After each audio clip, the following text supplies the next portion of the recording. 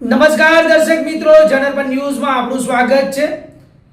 હું છું આપણો મિત્ર કંચન પરમાર। આવો સાંભળીએ આજના મુખ્ય સમાચાર। વડોદરા શહેરમાં નકલી ચલણી નોટોના વેપાર દ્વારા દેશના અર્થતંત્રને નુકસાન પહોંચાડતી ટોળકીનો વડોદરા શહેર એસઓજી શાખાએ પર્દાફાશ કર્યો છે। વાઘોડિયા રોડ પર આવેલી એચડીએફસી બેંકના કેશ ડિપોઝિટ મશીનમાં નકલી નોટો જમા થતા બેંક દ્વારા ફરિયાદ નોંધવામાં આવી હતી, જેના આધારે પોલીસે રાજસ્થાન સુધી તપાસનો દોર લંબાવી મુખ્ય સૂત્રધાર સહિત 6 આરોપીઓને દબોચી લીધા છે।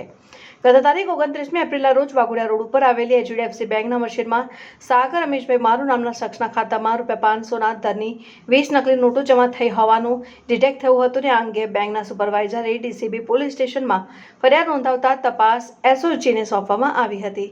પીઆઈ બીડી જીતિયાના માર્ગદર્શન હેઠળ એસઓજીની ટીમે ટેકનિકલ સોર્સની મદદથી સૌપ્રથમ ખાતાધારક સાગર મારુને ઝડપી પાડ્યો હતો અને તેની પૂછપરછમાં અન્ય આરોપીઓનો નિસર્ગ પટેલ, ધનુષ હલ્દીકેરી, ભાવેશ શર્મા અને તીર્થ લીખિયાના નામ ખુલ્યા હતા અને આ તમામ આરોપીઓની ધરપકડ કરી પૂછપરછ કરતા જાણવા મળ્યું કે આ નકલી નોટો રાજસ્થાનથી મંગાવવામાં આવી હતી અને વડોદરા પોલીસની એક ટીમ તાત્કાલિક રાજસ્થાન રવાના થઈ હતી અને ત્યાંથી મુખ્ય સપ્લાયર અક્ષય સાવરલાલ ગોયલને કેકડી ગામથી ઝડપી પાડ્યો હતો। નેટવર્કમાં હજુ પણ એક આરોપી મનોહર ઉર્ફે મુન્ના ગજ્જર ફરાર છે, જેને પકડવા પોલીસે ચક્રો ગતિમાન કર્યા છે।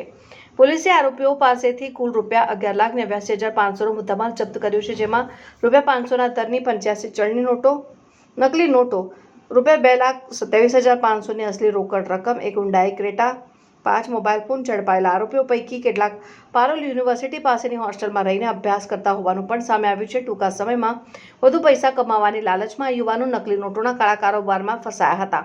હાલમાં એસઓજી પોલીસ આ નોટો ક્યાં છાપવામાં આવી હતી અને અત્યાર સુધીમાં કેટલી નોટો બજારમાં વહેતી કરવામાં આવી છે તે દિશામાં વધુ તપાસ કરી રહી છે।